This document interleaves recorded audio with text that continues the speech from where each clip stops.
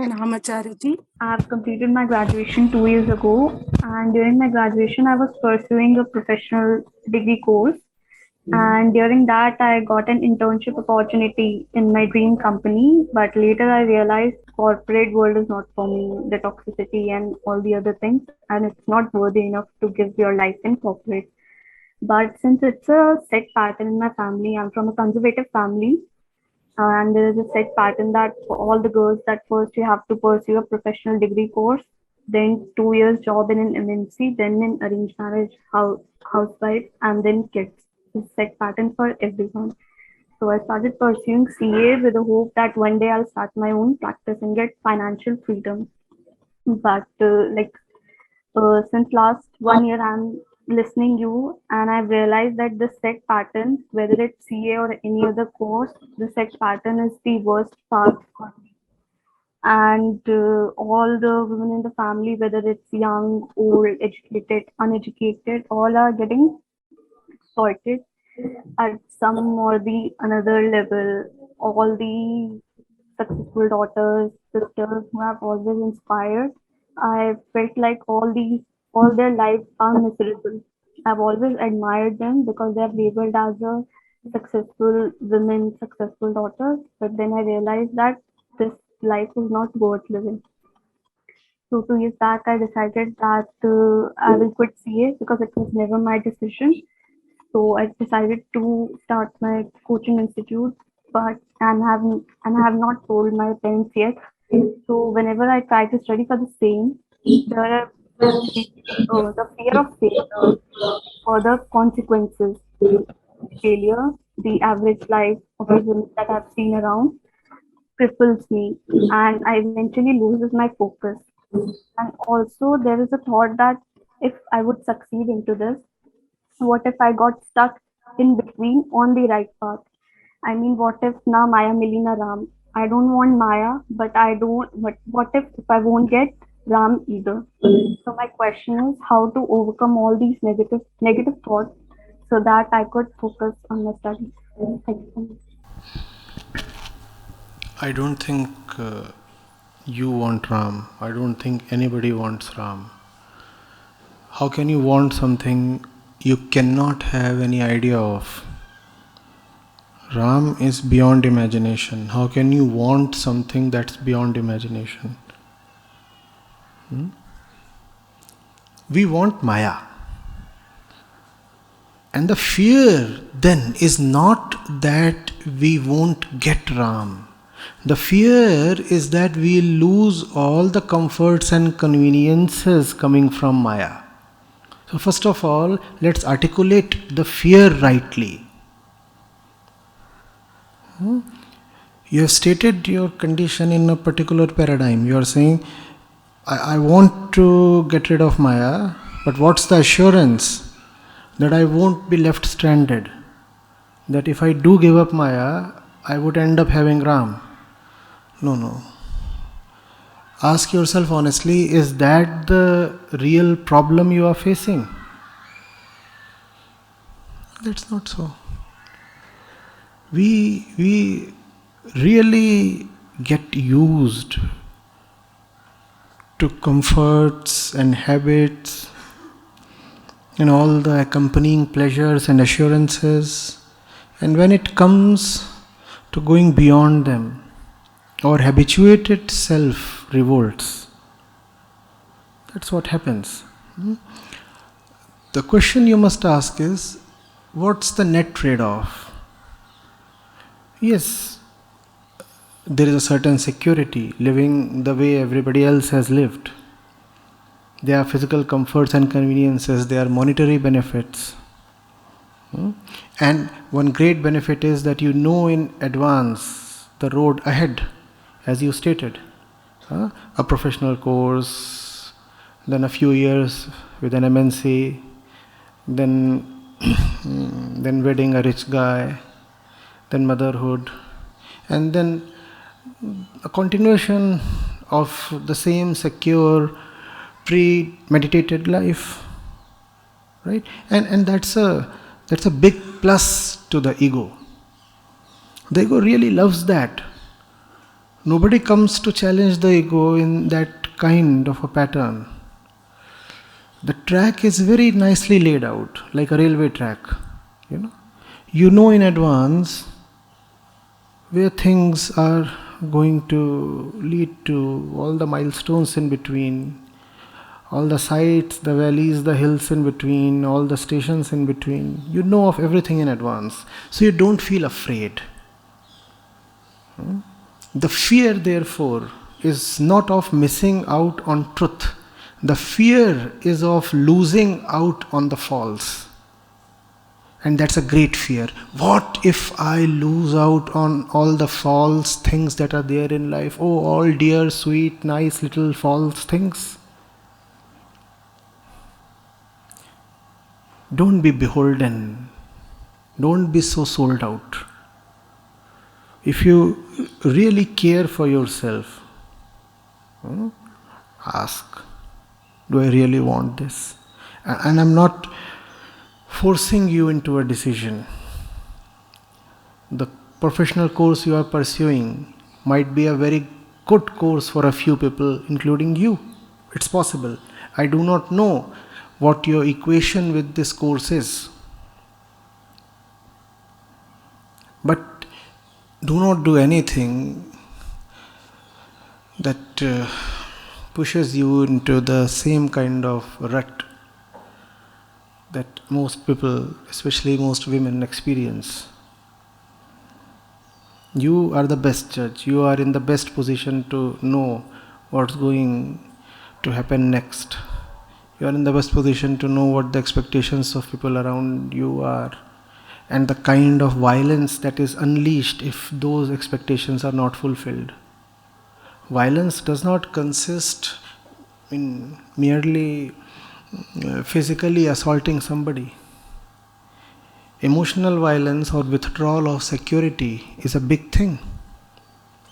In the Indian context, in the context of a daughter-in-law,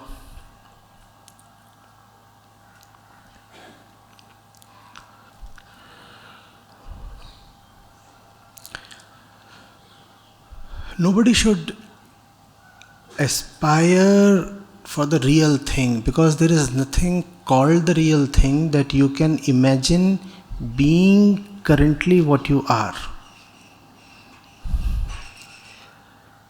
Your utopia won't salvage you. No. Truth cannot come via imagination. What you should honestly and realistically seek is freedom from the current bondages. That is, if you do not like those bondages. If you are in love with those bondages, I have nothing to say.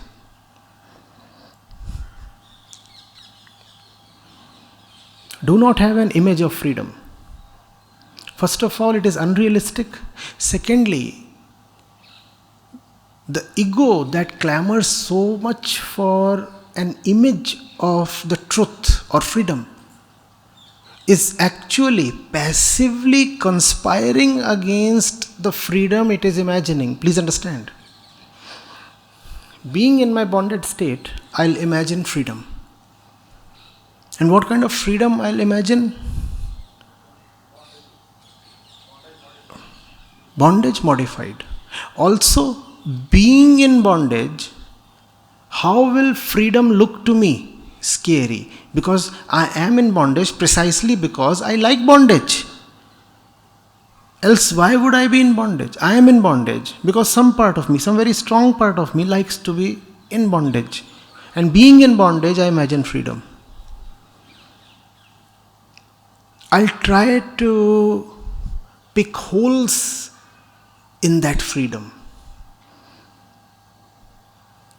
That freedom to me would be so scary that the image itself will ensure that I never move towards freedom. I'll come up with arguments such as, alright, even if I be free, I'll have to do such things, na? So what's the point in being free? Do you see what you're doing? You are purposefully imagining a very distorted image of freedom, or Ram, as you said in the question. You're purposefully imagining something in a way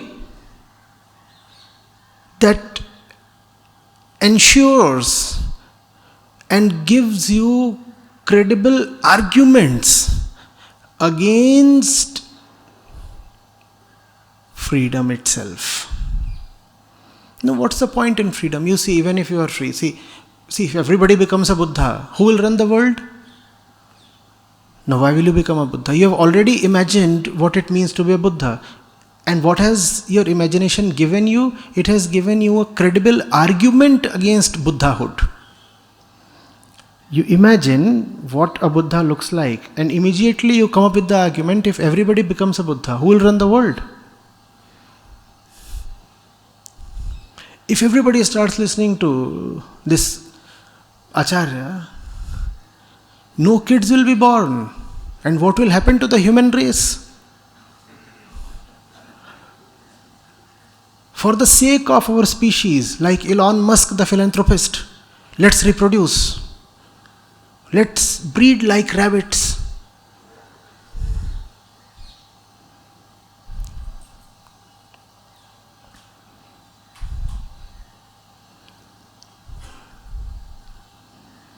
We imagine freedom just so that we can develop fresh arguments against freedom.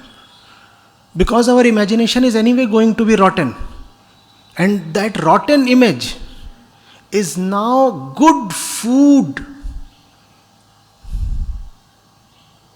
for arguments against freedom.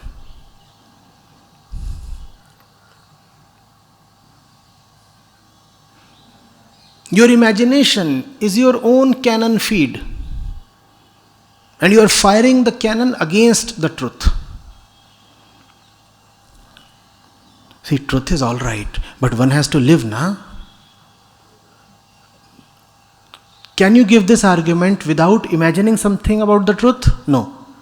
So to make this apparently strong argument, you first of all imagine something about the truth. Now that imagination is there.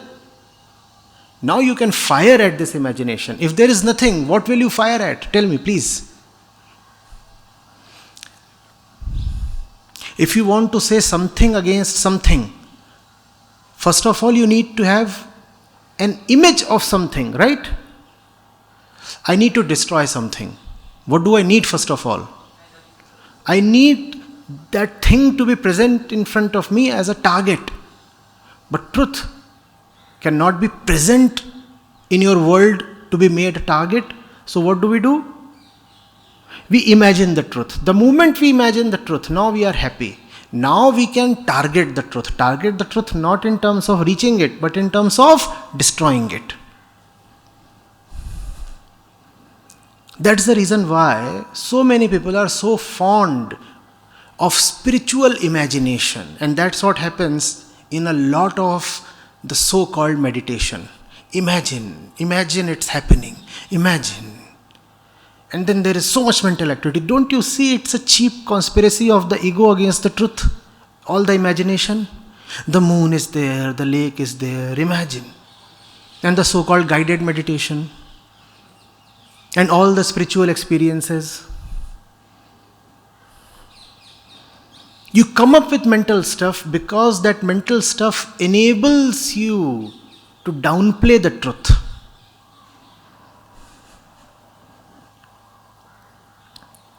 So I say, forget the truth. The truth is not something to be remembered. It is already there where it should be. You don't have to remember something additionally.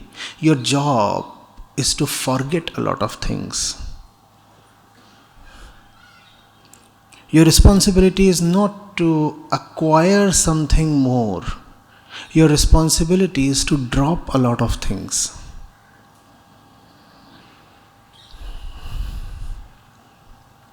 Ram is not a name.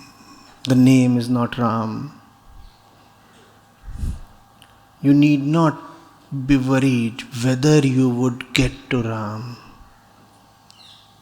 The worry itself is coming from your fear of Ram.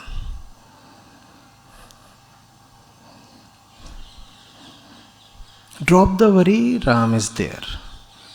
You need to drop, not attain.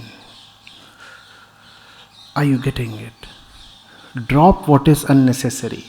Drop what you know to be needless. Drop what you know to be harmful. And don't worry about the rest.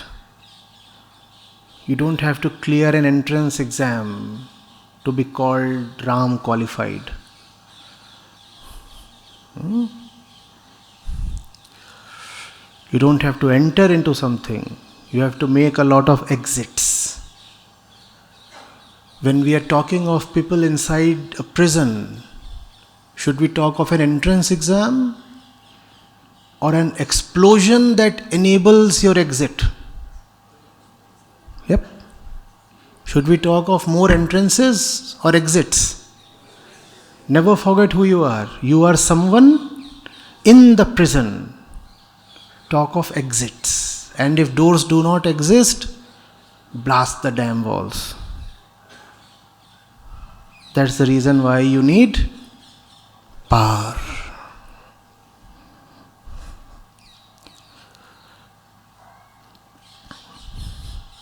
Making sense, am I? I'm not sure.